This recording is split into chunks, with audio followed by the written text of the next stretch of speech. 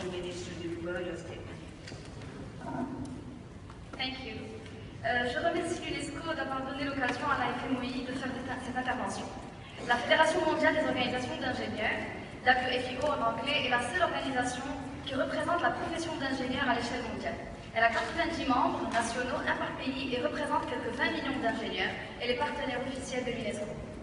J'aimerais aujourd'hui mettre l'accent sur l'apport de l'ingénierie au niveau social, car il englobe tous les aspects du développement durable, que ce soit au niveau économique, technique, énergétique, environnemental, de l'innovation et autres.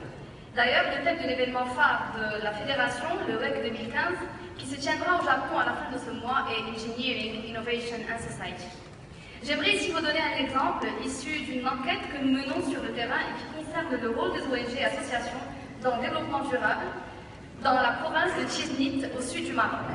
L'Initiative nationale pour le développement humain, l'INDH, est un programme de lutte contre la pauvreté visant à rendre l'action sociale plus efficace et à mieux cibler et intégrer les populations défavorisées, non seulement dans la lutte contre la pauvreté, la vulnérabilité et l'exclusion sociale, mais également pour être partie prenante dans le combat mené à tous les niveaux face aux challenges auxquels l'humanité doit faire face dans les domaines tels l'énergie, le changement climatique, la formation scientifique, technique et bien d'autres. L'INDH vise entre autres au renforcement des capacités de gestion et d'organisation des membres des ONG et des associations porteuses de projets de développement, la création de nouvelles ressources économiques, notamment les activités génératrices de revenus, la constitution de nouvelles associations et coopératives de développement au niveau des zones rurales et quartiers urbains pauvres. À l'aide des ingénieurs, entre autres, l'INDH a adopté une approche inclusive, participative et territoriale à travers des diagnostics permettant d'identifier les besoins réels des ménages pauvres, hommes, femmes, jeunes filles, jeunes garçons.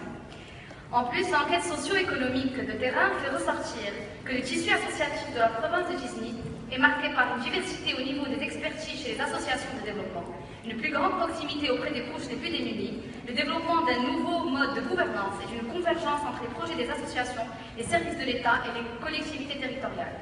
En termes d'apport de l'INDH, les ONG de la province de Chiznit, les collectivités locales et les services extérieurs déconcentrés ont mis en œuvre depuis 2005 respectivement 412, 163 et 3 projets. L'enquête sur le terrain révèle également que la mise en œuvre des projets INDH présente certaines insuffisances et des axes à améliorer en vue d'atteindre les objectifs de cette opération de grande envergure.